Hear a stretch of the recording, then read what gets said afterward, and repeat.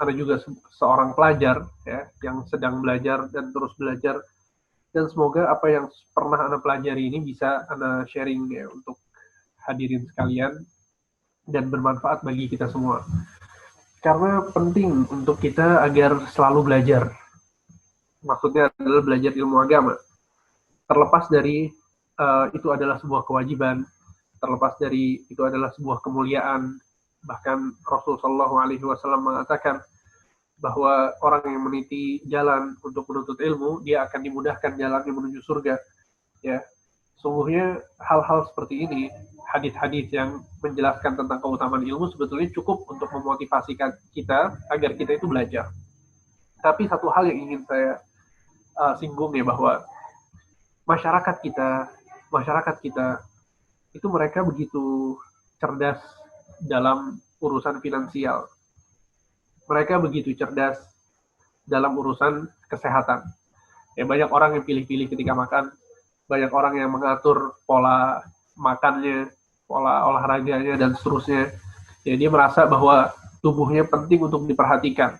Karena itu adalah kesehatan, sumber dari kesehatan manusia, ya, tubuhnya sendiri, makanan yang dimakan. Sehingga kecerdasan dalam hal kesehatan itu cukup baik secara umum. Apalagi kalau kita bicara tentang kecerdasan masyarakat dalam hal finansial, itu lebih cerdas lagi. Tiap orang yang dapat gaji di akhir bulan, maka betapa piawainya dia dalam mengatur keuangannya. Sepertiga untuk berbelanja, kemudian sepertiga untuk menabung, sepertiga untuk, dan seterusnya dan seterusnya. Bahkan tidak sedikit orang-orang yang ikut pelatihan-pelatihan dalam rangka memperbaiki pemahaman dia tentang finansial. Ini adalah hal-hal positif. Tapi kalau kita lihat bagaimana kesadaran masyarakat terhadap ilmu agama, maka ini sangat sedikit sekali jika dibandingkan dengan kesadaran mereka tentang finansial dan kesehatan. Ya.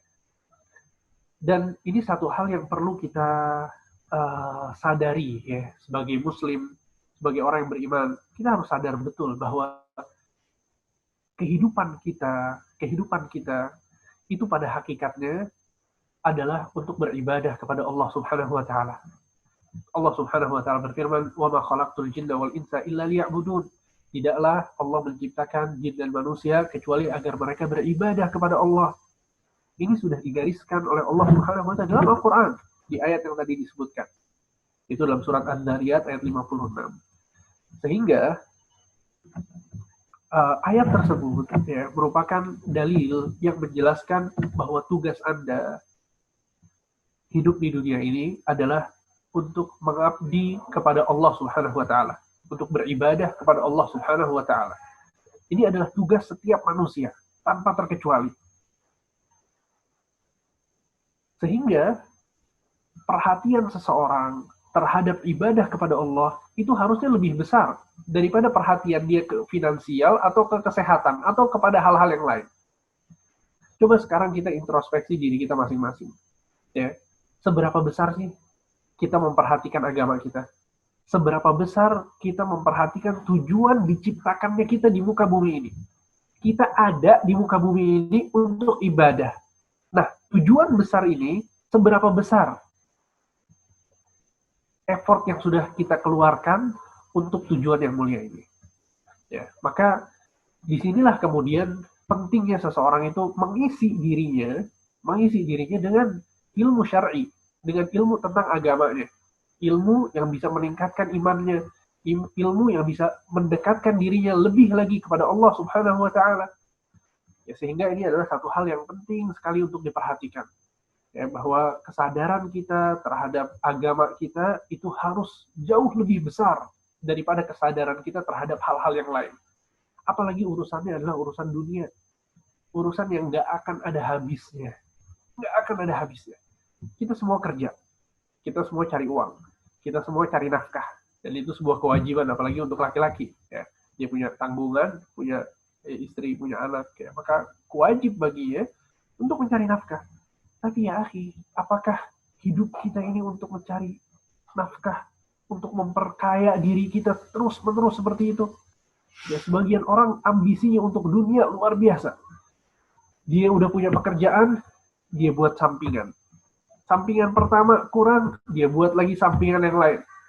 Masih terasa kurang, dia kongsi sama temennya untuk buat bidang usaha lagi. Terus begitu nggak ada habisnya. Akhirnya umurnya habis untuk cari duit, untuk cari uang. Dan kalau ditanya, pasti alasannya sangat hebat. Nggak bisa terbantahkan. Oh, saya cari dunia untuk keluarga saya. Saya adalah tulang punggung dan lain sebagainya. Ya, akhi, jawaban antum nggak mungkin salah.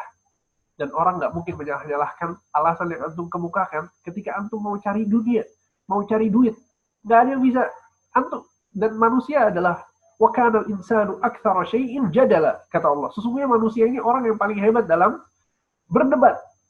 Dia bisa beralasan. Tapi apakah tidak layak kita jadikan effort kita itu untuk akhirat? Apakah nggak cukup dunia yang kita miliki sekarang? Bayangkan, kita hidup di dunia itu cuma 70 tahun. Pada umumnya. 60 sampai 70. Nabi SAW pernah bersabda, sesungguhnya umur umatku adalah ma baina 60 wa 70, antara 60 sampai 70. Wa qalilun man yajuzu dzalik. Sedikit di antara mereka yang melampaui 70 tahun. Dari 70 tahun ini, kita sudah habiskan berapa puluh tahun? 30? 40 mungkin? Mungkin 45? Mungkin lebih, mungkin kurang. Kalau antum angkatan 2006, karena nggak tahu 2006 itu lulusnya atau baru masuknya ke kuliah ya. Muhim intinya mungkin 35-an umur antum. Udah selesai. Setengah dari umur kita habis. Setengah dari umur kita udah habis. Sekarang tinggal setengah lagi. Ini mau diapain setengah lagi?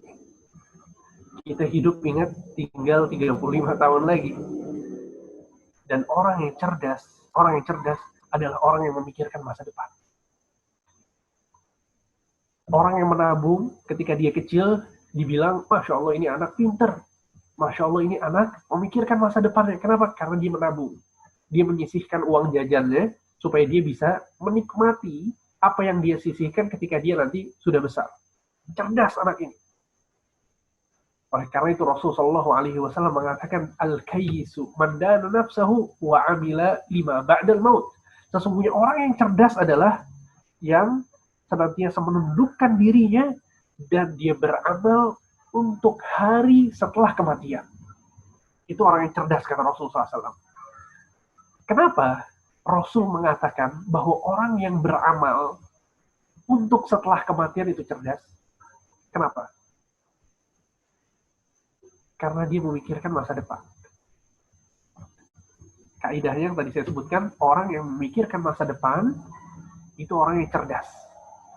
Ketika kita dapat uang gaji misalnya, atau kita dapat satu pendapatan di akhir bulan. Hari pertama, hari kedua, kita jalan-jalan, kita habiskan uang kita. Sehingga baru di tengah bulan, uang kita udah habis. Buat makan sehari-hari aja karena nggak cukup. Apa kita katakan untuk orang ini? Orang ini nggak cerdas. Kenapa? Karena nggak memikirkan masa depan. Orang yang cerdas adalah orang yang memikirkan masa depan.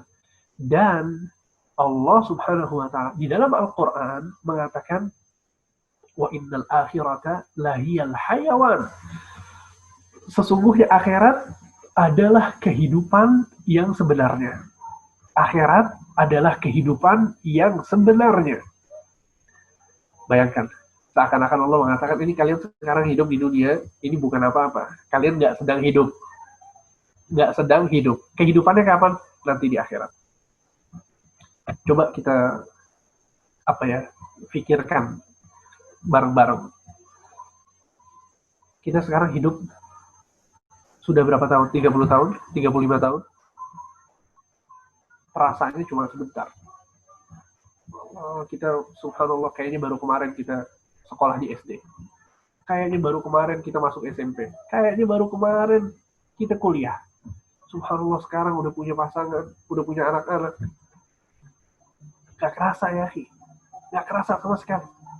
Dan nanti gak kerasa kita udah punya cucu. Dan nanti gak kerasa kita ditanya oleh malaikat di alam kubur. Gak kerasa. Dan kita ketika masuk ke alam kubur itu berarti kita masuk ke dunia akhirat. Akhirah dalam bahasa Arab itu artinya akhir, yang nggak ada lagi akhirnya. Itu arti dari akhirah, yang paling akhir, yang nggak ada lagi setelahnya. Maksudnya apa? Kalau kita sudah meninggal, maka kita masuk ke alam akhirat. Di alam akhirat kita bukan sehari 2 hari, bukan setahun 2 tahun, bukan 100 tahun, bukan 100 tahun, bukan 200 tahun, tapi selama-lamanya. Selama-lamanya kita hidup di dunia akhirat nanti. Selama-lamanya. Entah kita bahagia di dalam surga, atau kita sengsara di dalam neraka. Apa yang menjadi bekal kita untuk hari nanti agar kita bahagia? Amal. Beramal soleh. Beribadah kepada Allah. Mendekatkan diri kepada Allah. Perbaiki hidup kita. Kalau hidup kita baik, insya Allah kehidupan yang abadi itu, yang selama-lamanya kita akan tinggal nanti, kita akan senang nanti di sana. Dan ingat sekali lagi, kalau kita cerdas, kita bakal berpikir tentang hal itu. Kalau kita cerdas, kita bakal takut dengan neraka. Kalau kita cerdas, kita bakal sangat bernafsu untuk masuk surga. Ingat, kata Rasulullah SAW, al-kayyisu man dana nafsah wa amila lima ba'dal maut. Orang yang cerdas adalah yang menundukkan dirinya dan beramal untuk hari setelah kematian. Ingat-ingat hadis ini. Jadikan selalu di pikiran kita, sehingga maksudnya adalah ini sedikit nasihat ya untuk kita semua, untuk diri Anda pribadi, kemudian untuk yang hadir semua, ini nasihat agar kita lebih semangat lagi untuk belajar agama. Karena pada hakikatnya nggak mungkin kita beramal soleh, nggak mungkin kita mendekatkan diri kita kepada Allah kalau kita nggak tahu ilmunya. Dan selalu orang yang berilmu itu selalu lebih unggul daripada orang yang tidak berilmu. Dalam segala hal. Ya. Mungkin dalam dunia pekerjaan juga demikian. Orang yang paling berilmu, dia punya pengalaman banyak, ya, punya ilmu, maka dia akan mendapatkan gaji yang lebih besar. Itu adalah konsep yang badihi, yang semua orang tahu. Ya. Maksudnya adalah bahwa kita nggak mungkin mendekatkan diri kepada Allah, nggak mungkin kita beramal, nggak mungkin kita memperbaiki diri, kecuali kalau ilmu kita cukup. Jadi, forum kita pada saat ini, ya, dan mudah-mudahan berkelanjutan, ini judulnya adalah kita memperdalam lagi ilmu agama dengan tujuan kita bisa lebih dekat lagi kepada Allah sebagai bentuk tabungan kita untuk hari akhirat. Mudah-mudahan ya, dengan kita mengkaji ilmu sedikit demi sedikit, kita belajar tauhid, kita belajar hadis-hadis Nabi, apa yang bisa meningkatkan iman kita, apa yang bisa menyadarkan kita, apa yang bisa menambah pengetahuan kita tentang Islam sehingga kita jadi lebih beramal lagi. Itu semua insya Allah tujuan kita dalam membuat forum ini. Ya, semoga ini sedikit muqaddimah, semoga bermanfaat. Dan pada kajian kali ini, ya, kita akan membahas tentang satu kitab yang berjudul Al-Qawaidul Arba'. Judul dari kitab ini artinya adalah 4 kaidah. Kitab ini, kitab yang berkaitan dengan akidah, tentang keyakinan, ya, tentang tauhid. Kita akan lihat nanti di muqaddimah kitab ini bagaimana penulis menjelaskan tentang hakikat dari tauhid dan menjelaskan tentang lawan dari tauhid, yaitu kesyirikan. Kitab ini sangat tipis, ya. Dia cuma, kalau dalam bahasa Arabnya cuma 2 halaman atau 3 halaman. Baik, tapi dia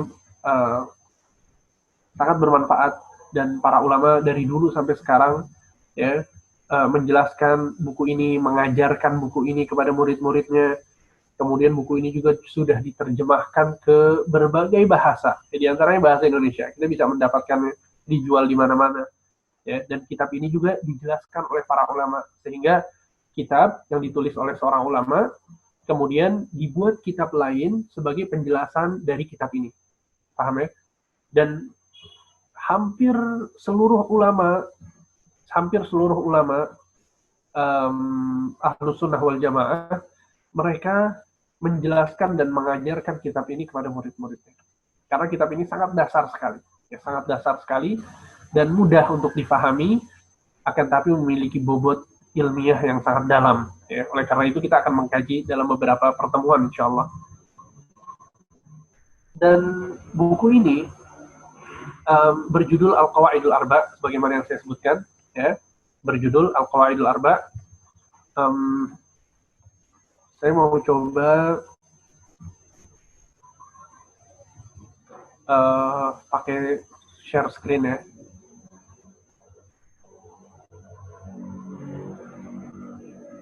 Baik. Jadi teman-teman bisa melihat di share screen. Ya. Jadi kitab ini, judulnya ini Al-Qawaidul Arba, yang artinya adalah 4 kaidah.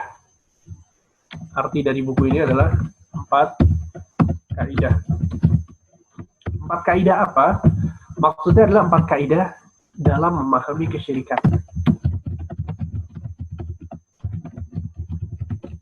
Dalam memahami kesyirikan.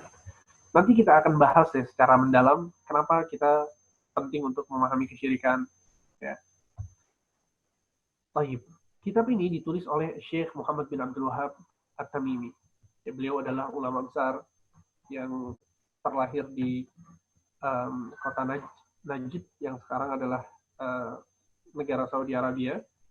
Ya, beliau merupakan salah seorang ulama yang sangat gigih ya, dalam menuntut ilmu pada waktu muda, sehingga jadilah beliau sosok yang sangat mumpuni dalam ilmu agama, ya, dalam berbagai disiplin ilmu. Beliau adalah ahli dalam bidang akidah, beliau ahli dalam bidang fikih, beliau ahli dalam bidang tafsir, ya, dalam segala bidang ilmu dalam agama. Kemudian beliau menjadi seorang ulama yang sangat gigih untuk menyebarkan tauhid dan akidah yang benar ya, di masyarakat tempat beliau tumbuh kembang, sehingga sampai akhirnya Syekh Muhammad bin Abdul Wahab bisa menyebarkan dakwah ini baik itu ke masyarakat maupun kepada penguasa-penguasa yang ada pada saat itu, sehingga akhirnya penguasa-penguasa yang ada di negeri beliau ya, itu ikut kepada dakwah beliau dan membantu dakwah beliau. Ya, sampai akhirnya dakwah beliau ini tersebar kemana-mana. Ya, sampai saat ini dakwah beliau bisa dirasakan oleh seluruh kaum muslimin yang ada di dunia. Ya, sehingga kitab ini adalah ditulis oleh Syekh Muhammad bin Abdul Wahab At-Tamimi. Ya, ini adalah terjemahannya ya. Ini adalah terjemahannya.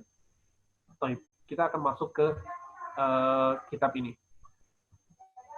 Baik, ini Anda sebutkan di sini terjemah matan. Ya, maksud matan adalah murni perkataan penulis. Matan itu maksudnya adalah teks asli, ya, teks asli yang ditulis oleh penulis. Ya, karena para ulama ketika mereka melihat ada buku yang ditulis oleh ulama besar, apa yang mereka lakukan? Yang mereka lakukan adalah mengambil kitab ini, kemudian kitab ini dijelaskan kata per kata dari Bismillahirrahmanirrahim, kemudian satu paragraf dijelaskan apa maksud perkataan Syekh. Nah, penjelasan untuk kitab ini disebut dengan syarah atau penjelasan. Asli kitabnya itu disebut dengan matan. Ya. Jadi ini adalah terjemah matan kitab Al-Qawaidul Arba, yaitu 4 kaidah dalam memahami kesyirikan, karya Syekh Muhammad bin Abdul Wahab At-Tamimi. Ya.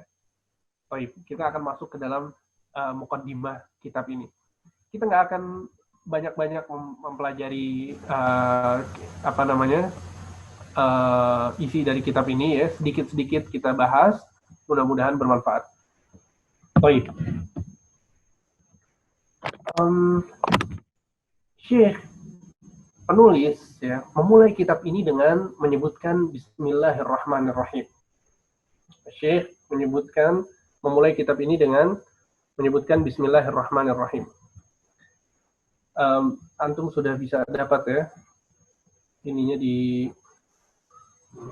sudah di chat itu, bisa dibuka PDF-nya. Baik, ini yang mau tutup supaya antum bisa lebih fokus kepada penjelasan. Baik. Syekh memulai kitab ini dengan menyebutkan Bismillahirrahmanirrahim. Bismillahirrahmanirrahim biasa dijadikan muqaddimah bagi para ulama ketika mereka memulai tulisan-tulisan dan karya mereka. Ya, jadi para ulama ini ketika mereka menulis satu karya tulis, ya mereka senantiasa menyebutkan Bismillahirrahmanirrahim. Kenapa mereka menyebutkan Bismillahirrahmanirrahim? Alasannya adalah karena mereka mengikuti Al-Quran dan Sunnah. Mereka mengikuti Al-Quran dan Sunnah. Mengikuti Al-Quran karena pada hakikatnya Al-Quran adalah kitab yang dimulai dengan Bismillahirrahmanirrahim. Kalau kita buka Al-Quran, maka kita akan dapatkan surat Al-Fatihah, ya, yang dimulai dengan Bismillahirrahmanirrahim. Kemudian Rasulullah Shallallahu Alaihi Wasallam, tatkala beliau menuliskan surat ya, untuk para pemuka Romawi, para pemuka Persia, ya, raja-raja dunia yang ada di zamannya, untuk mendakwahkan mereka kepada Islam, maka Nabi Shallallahu Alaihi Wasallam menuliskan apa? Bismillahirrahmanirrahim. Dari Muhammad, ya, Rasulullah untuk Raja Romawi. Dari Bismillahirrahmanirrahim dari Muhammad Rasulullah untuk Raja Persia, dan begitu seterusnya. Sehingga ya para ulama mengikuti Al-Quran dan mengikuti sunnah Nabi Shallallahu Alaihi Wasallam dalam menyebutkan Bismillahirrahmanirrahim di awal karya tulis mereka. Ya, jadi ini sunnah. Kalau kita mau bikin satu tulisan, maka tulis dengan dimulai Bismillahirrahmanirrahim. Ya, kemudian kalau kita mau menulis surat misalnya, maka nggak masalah. Ya, tulislah Bismillahirrahmanirrahim. Bahkan itu merupakan sebuah sunnah yang diajarkan oleh Allah Subhanahu Wa Taala dalam Al-Quran dan diajarkan oleh Muhammad SAW dalam hadis-hadisnya atau dalam sunnah-sunnahnya. Penulis kemudian mengatakan di dalam muqaddimah kitab ini, kita masih belum masuk ke isi kitab, masih di muqaddimah, beliau mengatakan, aku memohon kepada Allah yang maha mulia, Tuhan Arsy yang agung, semoga ia senantiasa menolongmu di dunia dan di akhirat, menjadikanmu orang yang berkah dimanapun engkau berada, serta menjadikanmu orang yang bersyukur jika diberi nikmat, bersabar jika diberi ujian, dan beristighfar jika terjatuh kepada dosa. Karena 3 perkara ini adalah tanda kebahagiaan seseorang. Ya, kita lihat di sini penulis memulai kitab ini dengan mendoakan pembaca. Ini adalah salah satu bentuk dari lemah lembut yang dimiliki oleh penulis, yaitu Syekh Muhammad bin Abdul Wahab At-Tamimi. Beliau adalah salah seorang ulama yang sangat lembut dalam menyampaikan kebenaran. Sehingga kita lihat ketika beliau memulai kitab ini dimulai dengan doa yang dipanjatkan untuk orang yang sedang diajak kepada Allah, orang yang sedang didakwahi, dimulai dengan doa. Ya, beliau memulai dengan 5 doa di sini. Kata beliau rahimahullah, aku memohon kepada Allah yang maha mulia, Tuhan Arsy yang agung, semoga ia, maksudnya Allah, senantiasa menolongmu di dunia dan di akhirat. Ya, mendoakan kita, mendoakan pembaca, mendoakan talibul ilm, seorang penuntut ilmu, agar senantiasa ditolong, diberikan pertolongan oleh Allah Subhanahu wa Ta'ala di dunia dan di akhirat. Ya. Dan ini salah satu bentuk rahmat atau kasih sayang antara seorang yang mau berdakwah kepada orang yang didakwahi. Ingat, salah satu bentuk rahmat atau kasih sayang orang yang mau mengajak orang lain kepada kebaikan adalah dengan mendoakannya. Ya. Jadi kalau kita berharap ya, ada orang dekat sama kita, kita berharap kebaikan dari orang ini, kita pengen mengajak dia kepada kebaikan, maka di antara bentuk keseriusan dan kasih sayang kita kepada orang itu adalah dengan mendoakan dia. Adalah dengan mendoakan. Doakan kebaikan untuk orang tersebut yang ingin kita dakwahi. Kalau kita sedang mendakwahi orang tua kita, kita doakan kebaikan untuknya.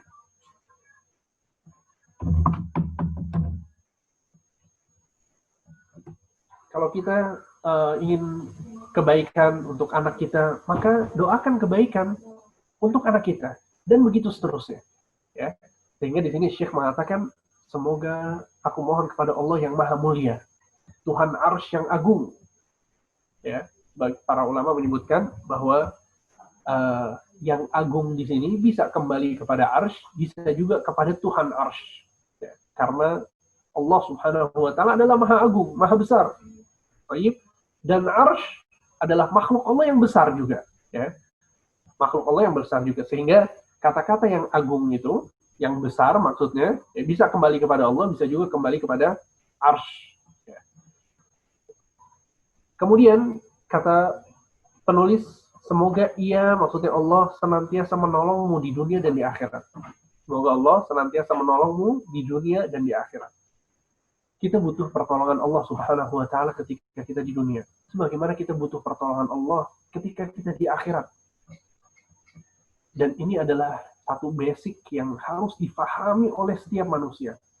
Oleh karena itu, Allah Subhanahu wa Ta'ala memerintahkan kita untuk membaca surat Al-Fatihah 5 kali atau dalam 17 kali dalam satu hari.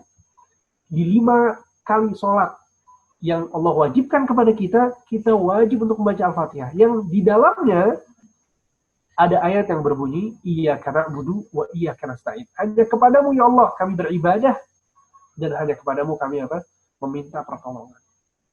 Kita semua membutuhkan pertolongan Allah. Dan pertolongan Allah adalah inti dari keberhasilan kita di dunia dan di akhirat. Seseorang nggak boleh merasa ujub. Seseorang nggak boleh merasa bangga dengan kebaikan yang dia miliki. Dan itu bukan dari sifat seorang mukmin. Ya, orang yang beriman itu selalu menyandarkan kehebatannya, menyandarkan kebaikan yang ada dirinya kepada Allah Subhanahu wa Ta'ala. Ya, sehingga sangat tercela sekali ketika seseorang itu melakukan amal soleh, kemudian dia mengira bahwa amal soleh ini karena dirinya. Yakinlah, seyakin-yakinnya bahwa kebaikan yang kita lakukan itu bukan karena kita baik, tapi karena Allah Subhanahu wa Ta'ala menolong kita sehingga kita bisa berbuat baik. Ya, laulallah mahtadaina, kata para sahabat, kalau bukan karena Allah kita nggak akan mendapatkan hidayah Islam. Nggak mungkin, mustahil. Siapa kita? Nabi SAW mengatakan, qulubul ibad baina usbu'aini min asabi'ir rahman yuqallibuha kaifa yasha. Sesungguhnya hati-hati hamba, bayangkan hati-hati hamba, hati-hati manusia seluruhnya, itu di antara jari jemari Allah. Yuqallibuha kaifa yasha. Terserah Allah bagaimana Allah Subhanahu wa Ta'ala ingin membolak-balikan hati tersebut. Sangat mudah bagi Allah menjadikan Anda sekarang orang kafir. Sangat mudah bagi Allah menjadikan Anda orang yang kufur terhadap nikmat. Sangat mudah bagi Allah untuk menjadikan Anda orang yang suka bermaksiat. Tapi alhamdulillah, Allah Subhanahu wa Ta'ala dengan pertolongannya, Allah menjadikan kita orang yang masih mau kebaikan. Kita masih melaksanakan sholat, kita masih pengen belajar agama, masih pengen untuk hadir di kajian-kajian ilmu untuk menambah pengetahuan dan wawasan kita tentang Islam. Ya, maka ini semua adalah murni pertolongan dari Allah Subhanahu wa Ta'ala. Seseorang semakin dia bertakwa, semakin dia beriman, maka dia semakin menyandarkan seluruh kebaikan-kebaikan yang ada di dirinya, menyandarkannya kepada Allah Subhanahu wa Ta'ala. Ya, ini doa yang pertama yang disebutkan oleh penulis untuk pembaca. Semoga Allah menolongmu di dunia dan di akhirat. Ya, itu di dunia. Bagaimana dengan di akhirat?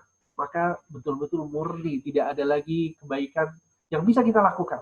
Tidak ada lagi tenaga yang bisa kita andalkan. Tidak ada lagi kecerdasan yang bisa kita jadikan sebagai membantu kita ketika di akhirat.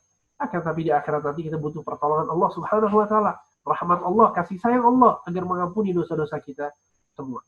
Al-Muhim, itu adalah doa yang pertama. Kemudian doa yang kedua, kata penulis, ya, semoga ia senantiasa menolongmu dan di akhirat, kemudian dan menjadikanmu orang yang berkah dimanapun engkau berada.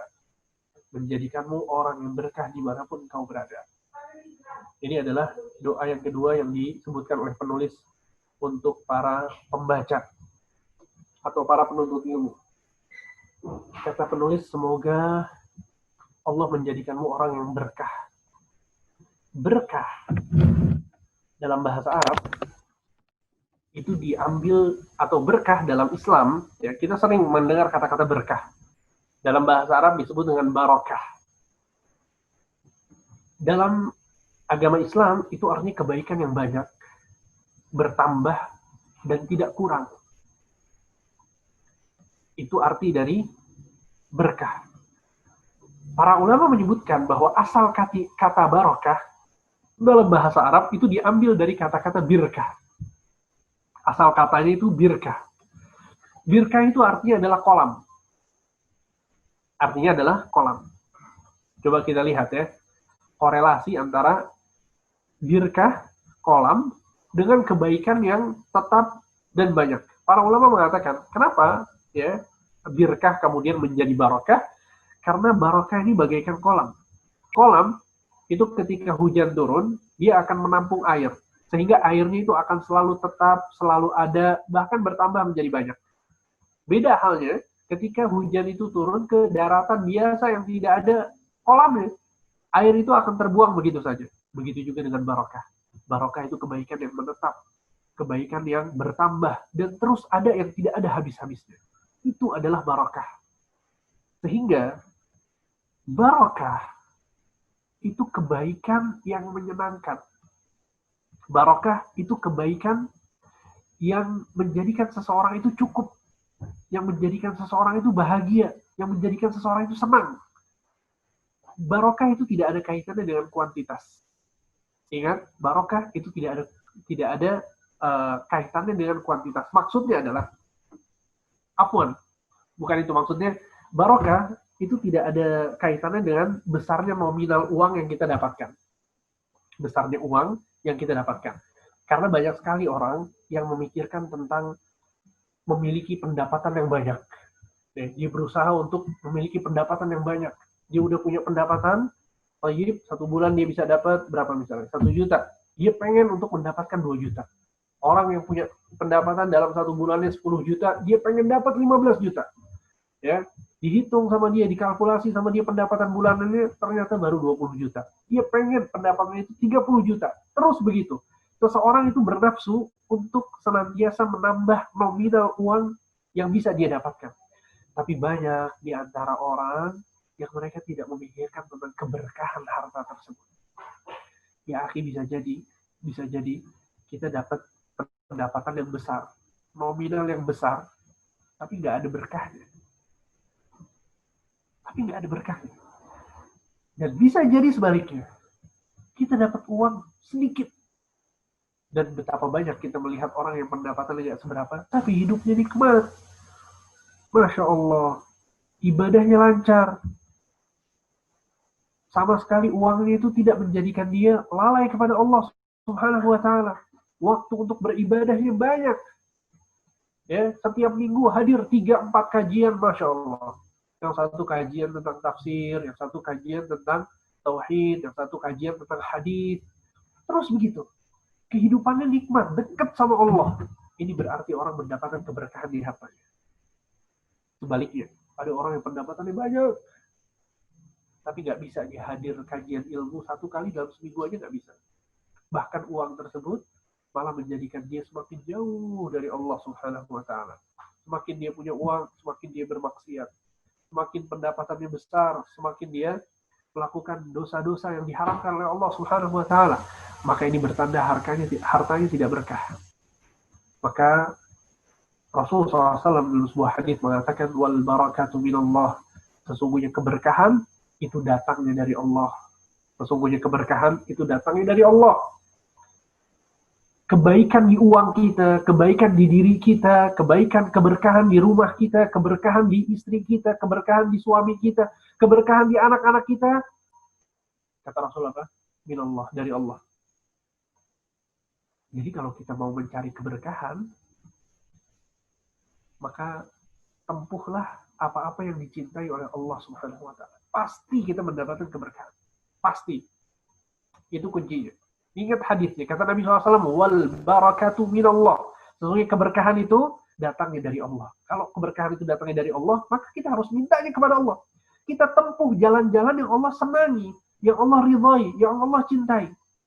Ketika kita mencari uang dengan cara-cara yang diharamkan oleh Allah, kemudian kita mendapatkan hasil dari pekerjaan yang diharamkan oleh Allah, maka mustahil ada keberkahan di harta tersebut.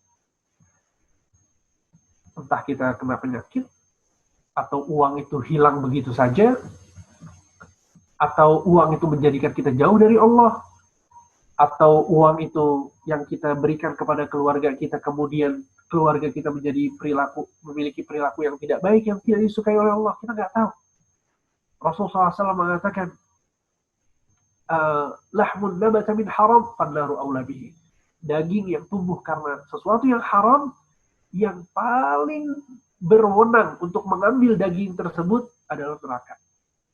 Alhamdulillah bizalik, nggak ada keberkahan di hartanya. Sehingga tempatnya adalah di neraka. Ya, sebaliknya, ada orang yang nahan-nahan dirinya. Ya Allah, padahal ini bisnis bagus ini. Prospeknya ke depannya bagus. Keuntungannya bisa mendapatkan keuntungan yang besar. Tapi karena haram, dia mundur. Oh enggak, karena nggak bisa ambil bisnis ini. Kenapa? Allah nggak suka soalnya. Orang-orang yang semacam ini, percayalah, bakal banyak datang keberkahan di keluarganya. Bakal banyak keberkahan datang kepada diri orang tersebut. Kenapa? Karena dia menempuh jalan keberkahan. Yaitu jalan yang diridhai oleh Allah Subhanahu wa Ta'ala. Sehingga di sini penulis mendoakan kita, mendoakan pembaca, mendoakan orang yang belajar, semoga Allah menjadikanmu orang yang berkah dimanapun kau berada. Maksud orang yang berkah adalah orang yang memiliki kebaikan yang banyak. Ya. Karena sebagian orang, subhanallah, kita bisa melihat sebagian orang berkah. Dia sebagai pribadi yang berkah. Banyak membantu orang lain. Dimanapun dia berada, pasti orang-orang di sekitarnya itu mendapatkan kebaikan. Lagi sama keluarganya mendapatkan kebaikan. Kalau lagi duduk sama teman-temannya mendapatkan kebaikan. Kalau lagi duduk sama orang yang tidak dikenal pun mendapat kebaikan dari orang itu. Wallahu a'lam, entah dengan nasihatnya, atau dengan hartanya, atau dengan tenaga bantuan yang dia bisa miliki. Ya. Al-muhim, intinya adalah bahwa orang yang berkah adalah orang yang selalu menyebarkan kebaikan. Selalu keluar kebaikan-kebaikan dari dirinya. Ya, dan betapa indahnya seorang yang memiliki kepribadian seperti itu. Ya. Dia selalu menyebarkan kebaikan, ya, membantu orang lain, dimanapun dia berada. Ini doa yang kedua, agar kita dijadikan berkah. Kemudian, beliau mengatakan, dan semoga engkau menjadi orang yang bersyukur jika diberi nikmat, bersabar jika diberi ujian, dan beristighfar jika terjatuh dalam dosa. Beliau menyebutkan 3 doa sekaligus, ya, dalam satu konteks. Beliau mengatakan, semoga engkau dijadikan orang yang bersyukur, bersabar, dan beristighfar. Kemudian beliau mengatakan, karena 3 perkara ini adalah tanda kebahagiaan seseorang. Karena 3 perkara ini adalah tanda kebahagiaan seseorang. Ini digarisbawahi, dicatat, diingat-ingat, masukkan ke dalam hati kita. Tanda kebahagiaan seseorang itu ada 3. Yang pertama adalah bersyukur. Dan yang kedua bersabar. Dan yang ketiga beristighfar. Kenapa ini adalah 3? Kenapa 3 hal ini dijadikan tanda kebahagiaan seseorang? Karena kehidupan seseorang tidak akan luput dari 3 keadaan. Semuanya, setiap manusia pasti akan mendapatkan 3 keadaan. Keadaan yang pertama, dia pasti mendapatkan nikmat. Nggak ada orang yang tidak mendapatkan nikmat. Semua manusia diberikan organ tubuh oleh Allah Subhanahu wa Ta'ala. Diberikan keluarga oleh Allah Subhanahu wa Ta'ala. Diberikan harta oleh Allah Subhanahu wa Ta'ala. Diberikan kendaraan oleh Allah. Ya, sebagian mereka punya rumah, sebagian mereka, semuanya ada nikmatnya masing-masing. Setiap manusia. Itu keadaan yang pertama. Dalam keadaan ini, apa yang harus dilakukan oleh manusia? Ketika dia sekarang mendapatkan kesehatan, dia punya keluarga yang sehat, dia punya tetangga-tetangga yang baik, dia punya kendaraan yang bagus, punya rumah, tempat tinggal. Apa yang harus dia lakukan? Yang harus dia lakukan adalah bersyukur kepada Allah Subhanahu wa Ta'ala. Berterima kasih kepada Zat yang memberinya nikmat-nikmat tersebut.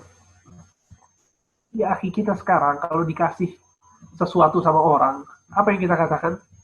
Kita tersenyum kepada orang tersebut, kemudian kita katakan terima kasih. Kita tunjukkan bahwa kita senang dengan pemberian orang tersebut. Bahkan terkadang kita membalas dengan memberikan sesuatu yang lain sebagai bentuk dari terima kasih kita atas pemberian dia ketika dia memberikan hadiah kepada kita. Ini baru antara manusia ke manusia. Bagaimana dengan Allah Subhanahu wa Ta'ala yang bukan cuma ngasih kita sebuah hadiah, Allah memberikan kepada kita kehidupan. Allah memberikan kepada kita kehidupan. Bayangkan, kehidupan Allah berikan kepada kita. Yang di sini kita bisa berpikir, kita bisa bekerja, kita bisa belajar, kita bisa menyembah Allah Subhanahu wa Ta'ala. Ditambah lagi dengan nikmat yang terus menerus kita diberikan. Entah itu nikmat harta atau nikmat yang lainnya. Maka kewajiban kita adalah terus bersyukur kepada Allah Subhanahu wa Ta'ala. Bersyukur. Terima kasihlah kepada Allah Subhanahu wa Ta'ala. Jangan jadi orang yang tidak tahu terima kasih. Jadi orang yang mengerti bagaimana cara berterima kasih. Sebagaimana Anda mengajarkan, sebagaimana kita semua, ya, selalu menjadikan diri kita ini orang yang pintar terima kasih. Bahkan kita suka mengajarkan anak-anak kita agar mereka pintar-pintar berterima kasih. Maka pintar-pintar berterima kasihlah kepada Allah Subhanahu wa Ta'ala. Dengan apa berterima kasih kepada Allah? Yaitu dengan 3 hal. Yang pertama, dengan keyakinan bahwa nikmat yang kita rasakan sekarang datangnya itu dari Allah, bukan dari yang selain Allah. Itu pertama. Syukur yang pertama. Syukur yang kedua adalah dengan lisan. Kita mengucapkan alhamdulillah, kita berzikir kepada Allah, kita terus mengingat Allah. Bentuk syukur kita kepada Allah. Kemudian yang ketiga adalah kita beramal. Kita terima kasih sama Allah, kita sholat. Kita terima kasih sama Allah, kita puasa. Kita terima kasih sama Allah, kita mengikuti aturan Allah. Allah sudah memberikan kita segala-galanya. Kita nggak mau makan yang haram. Kita nggak mau bekerja di lembaga yang haram, nggak mau. Transaksi-transaksi yang haram kita jauhkan. Kenapa kita jauhkan? Ini kita udah nggak enak sama Allah. Udah dikasih nikmat macam-macam sama Allah, masa kita melanggar aturannya? Nggak enak ya, akhi. Kita malu sama Allah, sebagaimana kita malu sama manusia. Ya bukan sebagaimana, bahkan malu kita kepada Allah seharusnya lebih besar. Al-muhim maksudnya adalah bahwa di antara bentuk syukur adalah dengan beramal. Oleh karena itu Rasulullah SAW itu orang yang paling sempurna syukurnya. Nabi Muhammad orang yang paling sempurna syukurnya. Ketika beliau sholat malam, sampai kakinya sakit. Aisyah radhiyallahu anha mengatakan kepada Rasul sallallahu alaihi wasallam, "Wahai Rasulullah, bukankah dosa-dosamu sudah diampuni yang telah lalu dan yang akan datang? Kenapa harus sholat sampai kakinya sakit?" Aisyah bertanya, apa kata Rasulullah SAW? "Afala uhibbu an akuna abdan syakura." Aku melakukan ini karena aku ingin menjadi hamba yang bersyukur kepada Allah. Ini levelnya udah tinggi banget. Levelnya luar biasa ya, akhi. Ya, ukhti. Levelnya sudah bukan lagi beribadah itu karena kewajiban. Kalau kita sholat, kenapa? Karena, waduh, saya ini hamba Allah, saya wajib untuk sholat. Jadi saya sholat. Kenapa? Karena kewajiban ini. Dan itu sesuatu yang baik ya. Kita menyadari bahwa ini kewajiban, kemudian kita lakukan baik. Tapi ada yang level yang lebih tinggi lagi. Apa? Dia udah lagi nggak berpikir bahwa ini wajib. Tapi dia berpikir bahwa aku harus berterima kasih kepada Allah. Sehingga aku melaksanakan sholat. Allahu Akbar. Ini derajat yang tinggi dari penghambaan diri seseorang terhadap Allah Subhanahu wa Ta'ala. Ketika dia memahami bahwa Allah telah memberinya segala-galanya, sehingga dia mau berterima kasih dengan melakukan ibadah-ibadah yang Allah perintahkan kepadanya. Baik, itu keadaan yang pertama yang selalu dan pasti dirasakan oleh setiap orang, kenikmatan. Sehingga apa yang diwajibkan? Bersyukur. Kemudian yang kedua, setiap orang pasti mendapatkan ujian. Sebagaimana dia mendapatkan kenikmatan, dia juga pasti mendapatkan ujian.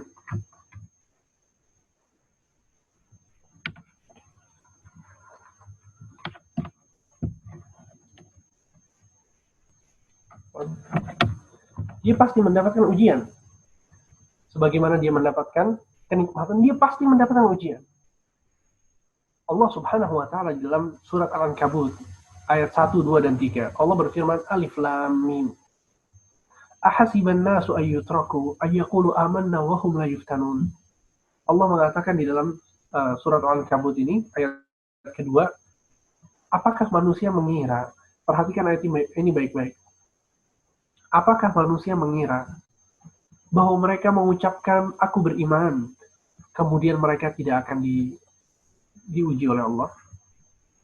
Ini adalah satu pertanyaan yang Allah sebutkan sebagai bentuk pelajaran bagi kita semua.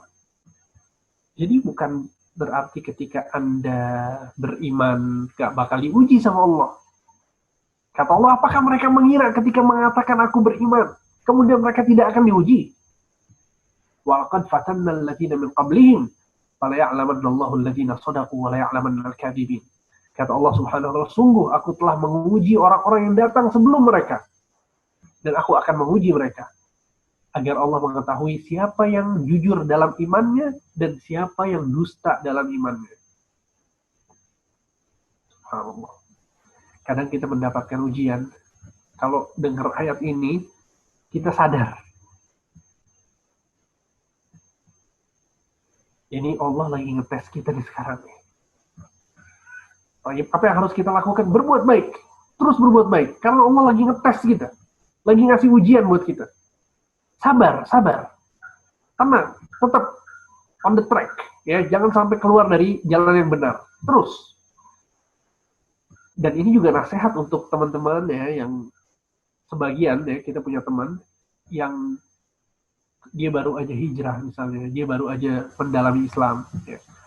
Dan seseorang ya terkadang ketika dia mendalami Islam, ketika dia mulai berubah menjadi lebih baik, menjadi lebih dekat kepada Allah, itu terkadang Allah malah uji dia, kehidupannya semakin susah. Maksudnya dunianya ya. Subhanallah, teman-temannya meninggalkan dia misalnya. Wala bisnisnya misalnya jadi jatuh, dikeluarkan dari pekerjaannya. Padahal dia dalam rangka sekarang, keadaannya ini dalam rangka mendekatkan diri kepada Allah. Tapi kok semakin sulit. Ingat, Allah Subhanahu wa taala menguji kita dengan kesulitan-kesulitan yang kita hadapi. Menguji untuk apa? Kata Allah dalam surat Al-Ankabut tadi ayat 3, "Wa la ya'lamanna Allahu alladziina shadaqu wa la ya'lamanna al-kadhibin." Agar Allah tahu. Agar Allah menguji siapa di antara mereka yang jujur imannya dan dusta imannya. Siapa? Jadi hati-hati. Maksudnya ketika kita mendapatkan ujian, ingatlah bahwa Allah sedang menguji kita. Ya, mau ngetes ini orang betul-betul jujur dalam imannya atau tidak. Ana kasih sedikit ilustrasi ya, supaya kita lebih memahami dengan baik. Contoh nih, misalnya kita masuk ke dalam satu perusahaan untuk bekerja. Kita masuk ke satu perusahaan untuk bekerja.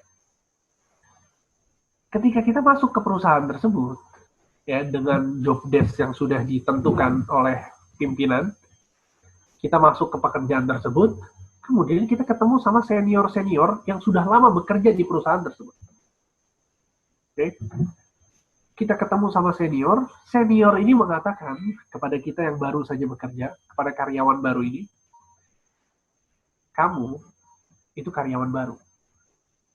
Nanti pimpinan kita bakal ngasih kamu banyak tugas. Kalau dia ngasih banyak tugas, maka kamu sabar. Sabar aja. Mungkin kamu dalam keadaan ini 1 tahun, 2 tahun. Setelah itu, kamu bakal dikasih reward, kamu bakal naik gaji, kamu bakal naik jabatan, dan pimpinan bakal sangat suka sama kamu. Tapi dengan syarat apa? Sabar selama 2 tahun. Bakal banyak perintah-perintah yang sulit untuk dilakukan. Diberikan oleh pemimpin kepada kamu. Jadi kamu harus sabar selama 2 tahun. Setelah 2 tahun kamu bakal banyak dapat kebaikan. Akhirnya si karyawan baru ini apa yang dilakukan? Ketika dia masuk kerja, dia bersabar. Si pimpinannya memberikan tugas demi tugas. Diberikan pekerjaan demi pekerjaan. Pekerjaan-pekerjaan yang sulit dibebani kepada karyawan baru ini. Si karyawan baru ini sabar. Kenapa? Karena dia tahu. Ternyata pimpinan ini mau menguji dia. Dengan dalil apa? Karena senior-seniornya yang cerita. Terus sabar, ternyata benar. Setelah 2 tahun, dia pun mendapatkan reward, dapat jabatan yang lebih tinggi, ya, dapat gaji yang lebih banyak, dan seterusnya. Walillahil matsalul a'la. Ketika kita beribadah kepada Allah, juga demikian kurang lebih. Ketika kita sekarang beramal, beribadah, bekerja untuk Allah Subhanahu wa taala, ya, bekerja untuk Allah itu maksudnya kita beramal, mengharapkan ridha Allah, mengikuti perintah Allah Subhanahu wa taala, menjauhi larangannya. Kemudian kita mendapatkan ujian-ujian, sabar, ini Allah lagi ke tes kita. Sabar. Mudah-mudahan selesai setahun atau 2 tahun mungkin, 3 tahun. Ya Allah paling lama 10 tahun. Kalau kita terus berada di jalan yang benar dan kita meninggal pada saat itu, alhamdulillah. Mudah-mudahan di akhirat nanti kita mendapatkan kebaikan-kebaikan yang banyak. Sehingga maksudnya adalah setiap orang pasti mendapatkan ujian dan yang harus dilakukan apa? Bersabar. Ini adalah yang disebutkan oleh penulis. Semoga engkau menjadi orang yang selalu bersyukur jika diberikan nikmat, bersabar jika diberikan ujian, kemudian yang ketiga adalah beristighfar ketika terjatuh ke dalam dosa. Semua orang pasti berdosa. Mau bersyukur apapun Anda, mau sesabar apapun Anda, mau sesoleh apapun Anda, pasti ya kita akan terjatuh ke dalam dosa. Karena ini adalah tipikal dari manusia yang Allah ciptakan. Nabi SAW mengatakan, kullu bani Adam khata' wa khairul khata'in at-tawwabun. Sesungguhnya setiap anak Adam itu pasti melakukan banyak kesalahan. Dalam bahasa Arab, khata' itu artinya orang yang sering melakukan kesalahan. Kalau orang yang melakukan kesalahan dalam bahasa Arab itu khati'. Tapi kalau khata' itu berarti banyak kesalahan yang dia lakukan. Itu tipikal anak Adam, kata Nabi SAW.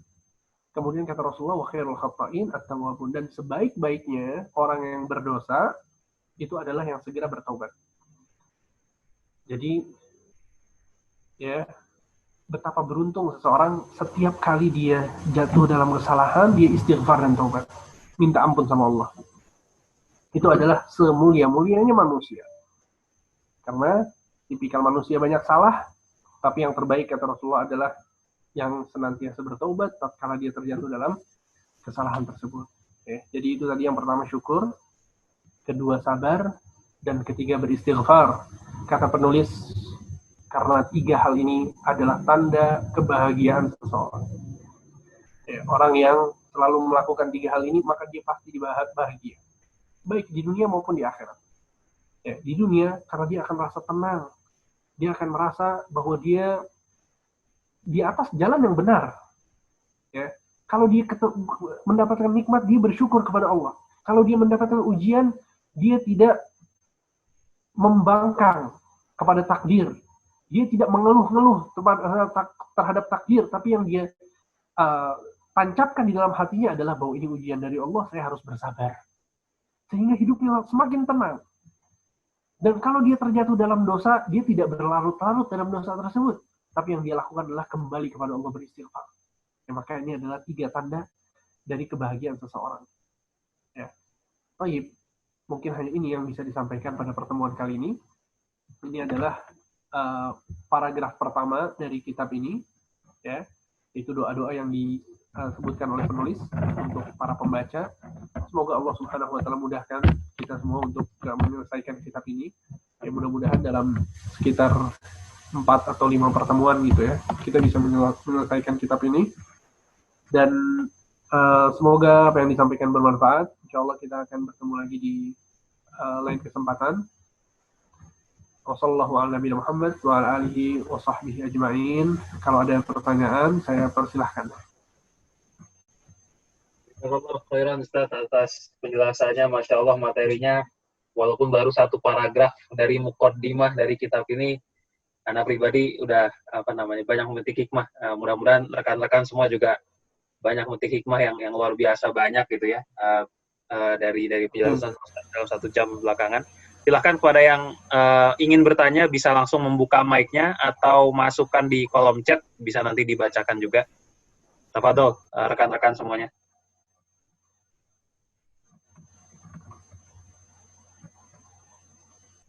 Silahkan, ada yang mau bertanya? Assalamualaikum Ustaz. Assalamualaikum warahmatullahi wabarakatuh. Barakallahu fiik Ustaz. Jazakallahu khairan atas materinya. Min fadlik, ana mau tanya mengenai tadi surat Az-Zariyat ayat 56. Dalam aplikasinya sehari-hari bagaimana agar apa yang kita lakukan ini dapat bernilai ibadah, Ustaz?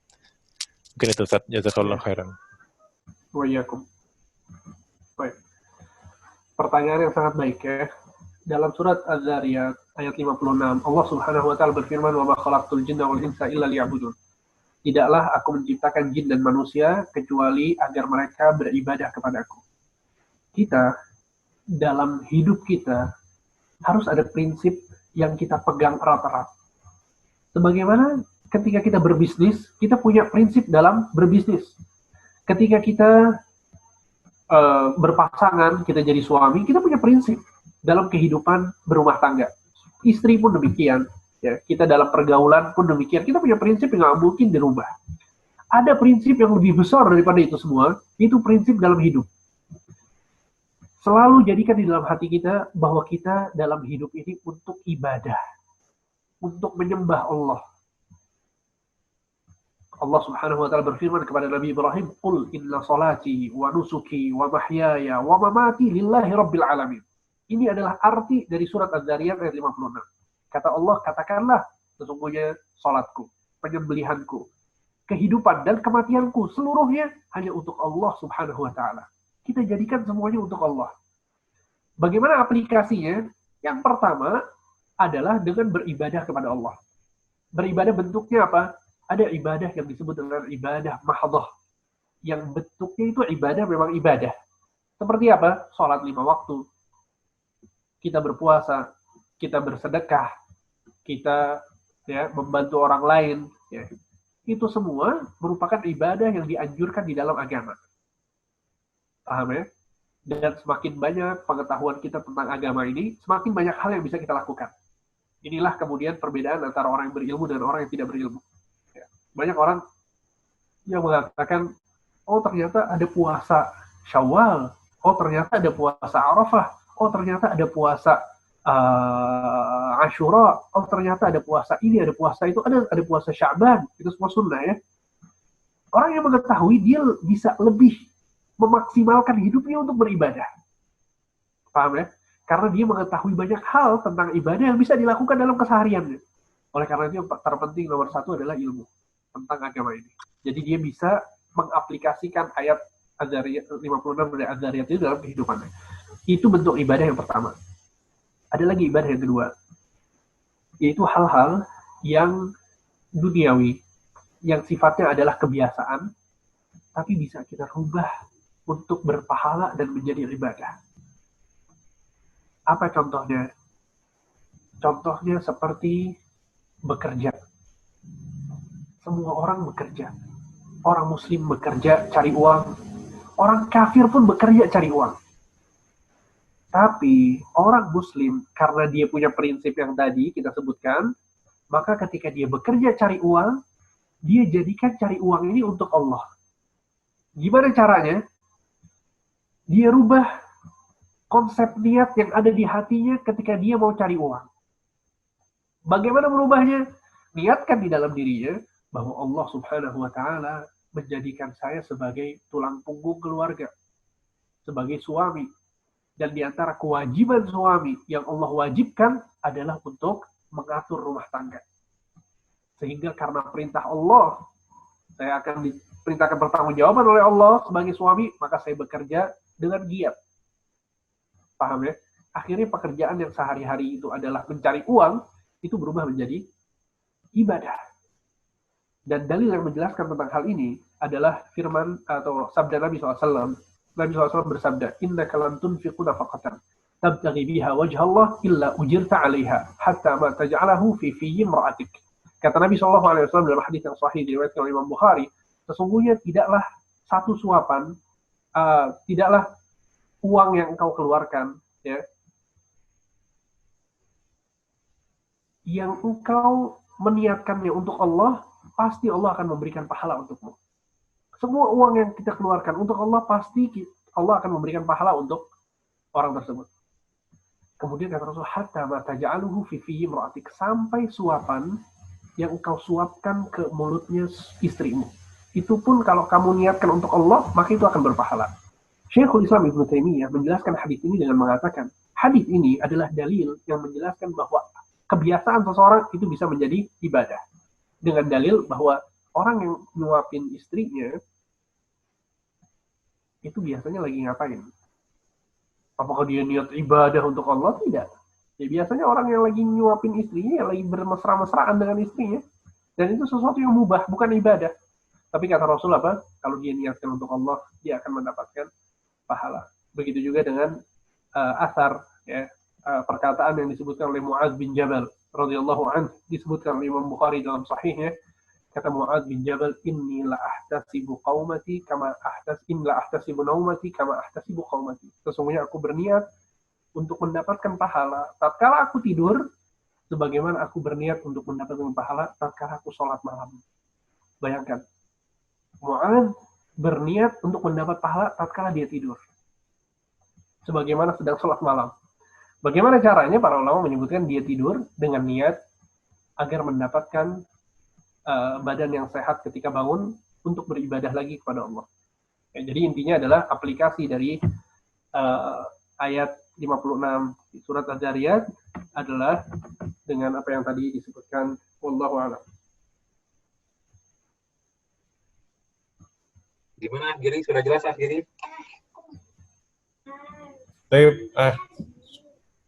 Syukron. Silakan pertanyaan berikutnya, rekan-rekan. Mungkin ada, kita batasi mungkin 3 pertanyaan. Assalamualaikum. Assalamualaikum warahmatullahi wabarakatuh. Assalamualaikum warahmatullahi wabarakatuh, Ustadz. Semoga Ustadz selalu dirahmati Allah Subhanahu wa taala. Makasih Ustadz sudah berkesempatan untuk mengisi kajian kita malam ini. Ada yang mau saya tanyakan Ustadz. Gimana caranya kita bisa sholat yang khusyuk Ustadz? Sesuai dengan syariah dari Rasulullah SAW. Assalamualaikum. Waalaikumsalam warahmatullahi wabarakatuh. Baik. Cara untuk khusyuk di dalam sholat. Caranya adalah banyak hal yang disebutkan oleh para ulama. Dan yang terpenting adalah yang pertama, kita mengerti tentang sholat yang kita lakukan. Kita mengerti tentang sholat yang kita lakukan. Mulai dari gerakan-gerakannya, mulai dari bacaan-bacaannya, ya, kemudian dari apa yang kita panjatkan kepada Allah tatkala kita ruku, apa yang kita panjatkan kepada Allah tatkala kita sujud, tatkala kita at-tahiyat, tatkala kita duduk di antara 2 sujud, itu yang kita lakukan. Kita sebetulnya lagi ngapain, itu harusnya kita tahu, gitu loh. Karena banyak orang yang nggak tahu. Sholat itu apa? Ya udah sholat. Saya nggak katakan Allahu Akbar, baca Al-Fatihah, baca Qul huwallahu ahad, kemudian ruku, Allahu Akbar. Kemudian i'tidal, sami Allahu liman hamidah. Cuma ritual biasa. Tapi dia nggak tahu apa di balik gerakan-gerakan itu. Apa di balik bacaan-bacaan itu. Dan sekali lagi ini kembali kepada ilmu. Ya, kembali kepada ilmu. Jadi kita perlu belajar. Cari tahu arti Allahu Akbar itu apa. Cari tahu arti Al-Fatihah itu apa. Cari tahu arti dari surat-surat yang suka kita baca. Sami Allahu liman hamidah, apa artinya? Subhana rabbiyal azim, apa artinya? At-tahiyatu lillah, wassalawat wattayyibat. Itu artinya apa? Ya, kita pelajari itu. Ya, jadi perlu mempelajari apa yang kita baca. Ya, itu yang pertama. Kemudian yang kedua, usahakan sebelum kita itu sholat 5 waktu, kita mulai sholat kita dengan, atau sebelum kita sholat itu kita melaksanakan sholat-sholat sunnah rawatib. Ya. Jadi kita sholat dulu 2 rakaat sunnah rawatib. Kalau kita di antara adzan dan iqamah, disunnahkan kita untuk berdoa. Ya, kita berdoa kepada Allah dulu. Ya. Apalagi kalau kita sholatnya di masjid, ya. Kita pergi ke masjid itu membaca doa keluar rumah. Bismillahirrahmanirrahim. La haula wala quwwata illa billah. Hati kita sudah meminta kepada Allah. Kemudian di perjalanan kita doa dan zikir jalan ke masjid, ya. Allahu ja'al fi qalbi nura wa fi lisani nura wa fi sam'i nura wa fi basari nura, dan seterusnya. Kemudian ketika masuk masjid, Allahumma ftahli abwaaba rahmatik. Dia berdoa lagi, minta lagi sama Allah. Dia sholat, dia masuk ke masjid, sholat 2 rakaat. Kemudian salam, dia berdoa. Bayangkan, muqaddimah ini, kalau kemudian dia masuk ke sholat wajib, itu hatinya sudah siap untuk khusyuk. Paham ya? Sudah siap untuk khusyuk. Karena dia udah didahului oleh ibadah-ibadah yang macam-macam. Dia akan semakin mudah untuk khusyuk. Beda halnya ketika kita lagi kerja nih di kantor.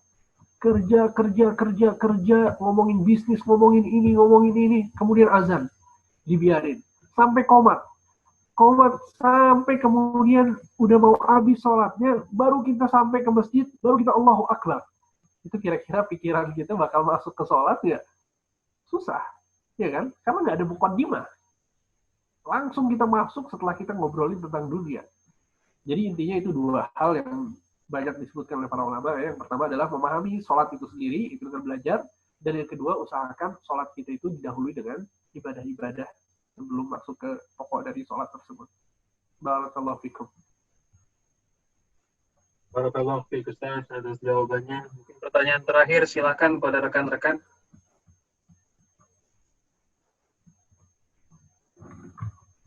Oke, barangkali kalau nggak ada Ana dulu yang nanya mungkin Ustaz. Boleh. Tafadhol.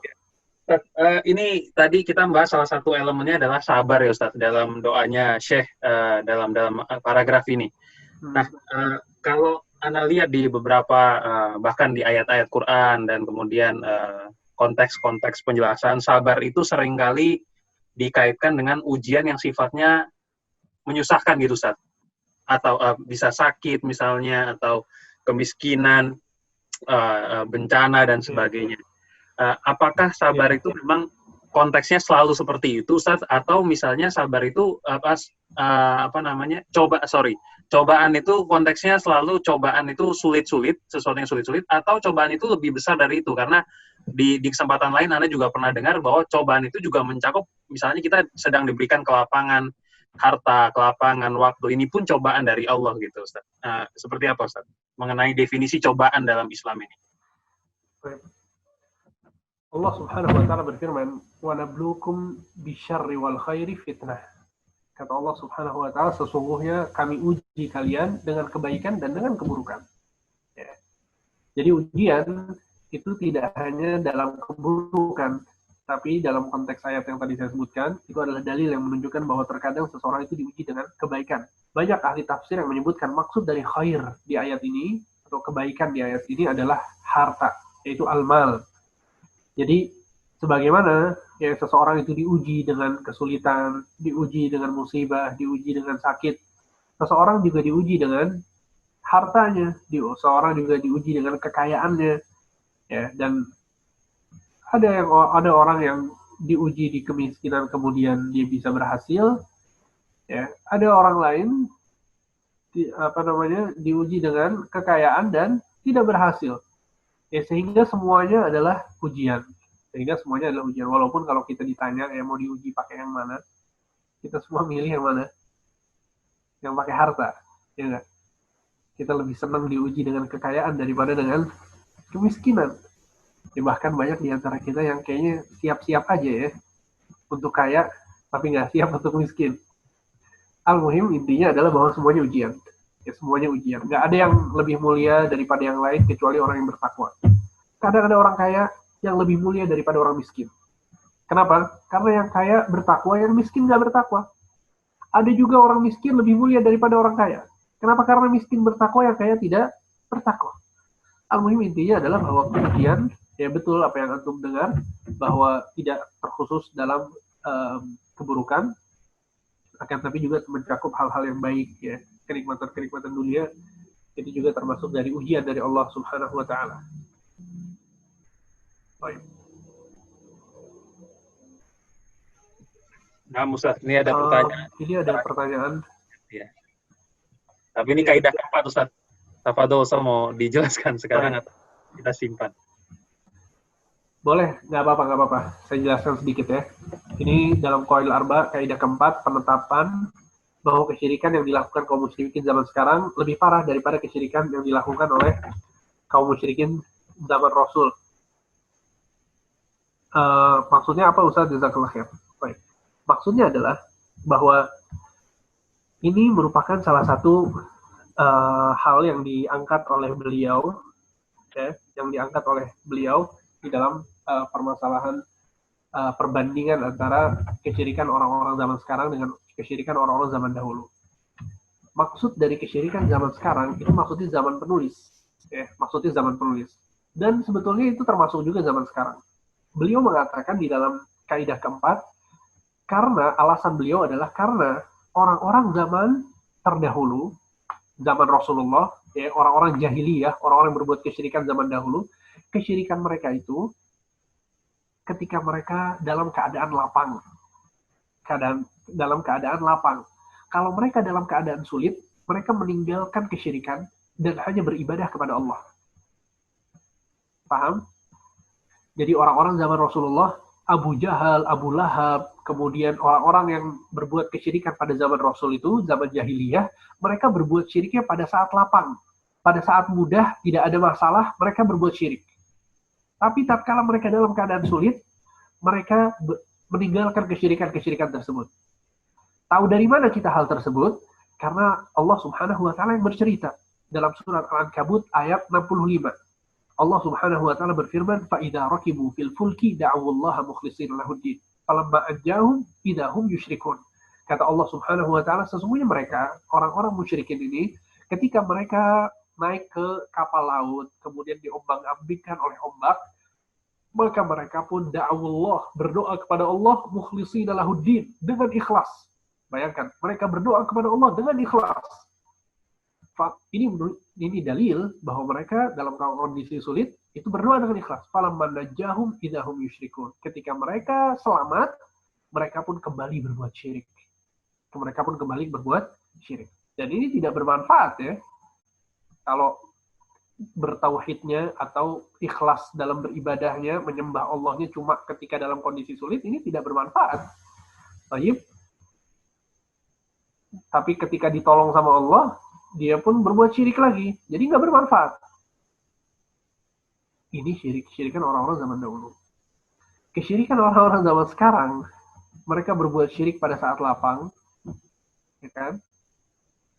Mereka pakai jimat, mereka pakai ini, pakai itu, dan lain sebagainya pada saat lapang. Nanti kalau sakit, datangnya kemana? Datangnya malah ke dukun. Sehingga dalam kondisi sulit pun mereka suka berbuat kesyirikan. Ya, ini maksudnya. Ini maksudnya yang disebutkan oleh penulis. Kemudian juga ada hal-hal lain yang disebutkan oleh para ulama yang lain ya. Di antaranya adalah bahwa kesyirikan zaman dahulu yaitu kesyirikan mereka dalam peribadatan kepada Allah. Ya, dalam rububiyah Allah. Dalam uluhiyah Allah, dalam peribadatan kepada Allah, bukan dalam ketuhanan Allah. Jadi mereka meyakini bahwa Allah yang menurunkan hujan, bahwa Allah itu adalah Tuhan alam semesta, Allah yang menciptakan mereka. Tapi mereka ibadahnya bukan untuk Allah. Paham ya? Jadi akhirnya nggak bermanfaat keyakinan mereka tentang ketuhanan Allah. Ini nggak bermanfaat karena peribadatannya bukan hanya untuk Allah. Paham ya? Jadi kesalahan orang-orang jahiliyah zaman dulu, orang-orang yang berbuat kesyirikan zaman dahulu, itu dalam peribadatan. Bukan dalam ketuhanan Allah. Ketuhanannya mereka benar, meyakini Allah itu Tuhan. Tapi ternyata sholatnya buat berhala. Ya kan, mintanya kepada orang yang sudah meninggal, dan seterusnya, dan seterusnya. Tapi orang-orang yang berbuat syirik zaman sekarang, itu bukan cuma dalam peribadatan.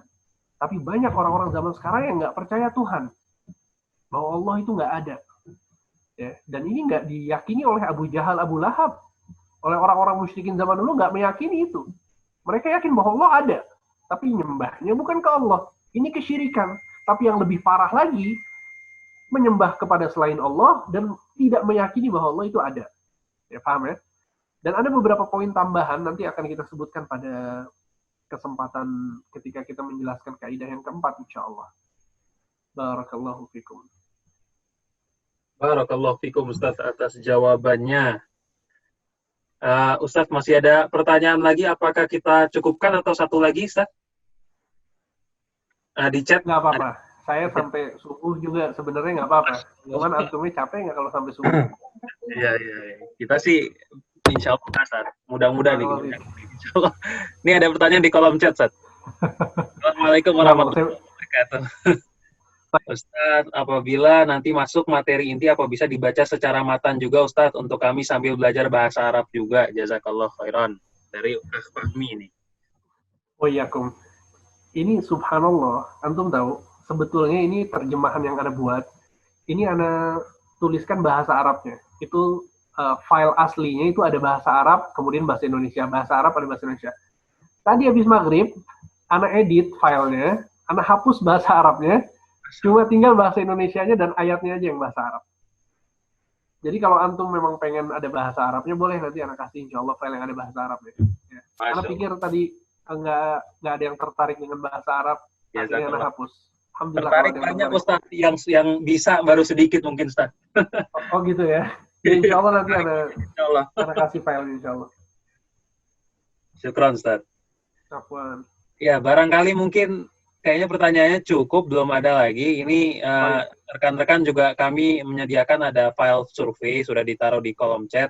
Ada data-data yang kami minta, karena ini ada beberapa rekan-rekan yang kami juga belum tahu ini dari mana, karena menyebar juga chattingnya, Alhamdulillah.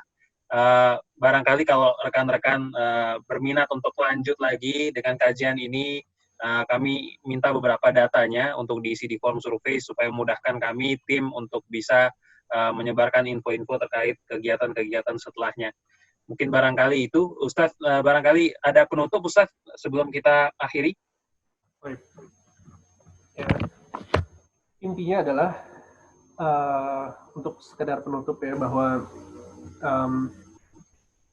kembali kepada apa yang tadi Anda jelaskan di awal, ayo kita tingkatkan kesadaran kita untuk belajar ilmu agama. Ya, ilmu agama ini segala-galanya. Ilmu agama ini segala-galanya. Percuma kita dapat titel, percuma kita punya harta banyak, percuma kita dihormati sama orang di urusan dunia.